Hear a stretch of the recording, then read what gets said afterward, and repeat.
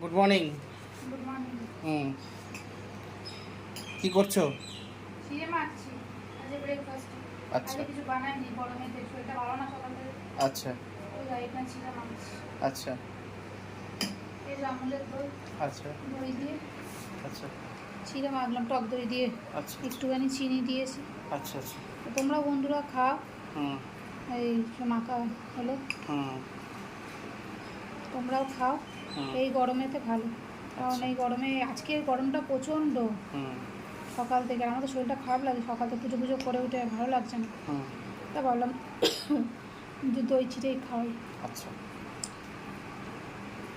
তো কে কে দই চিড়ে খাবে চলে এসো। চিড়ে দইটা একটু হাতে নিয়ে দেখাও, এবার দেখি। এই তো বাহ,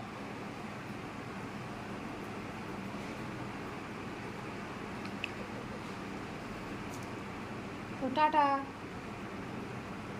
টাটা।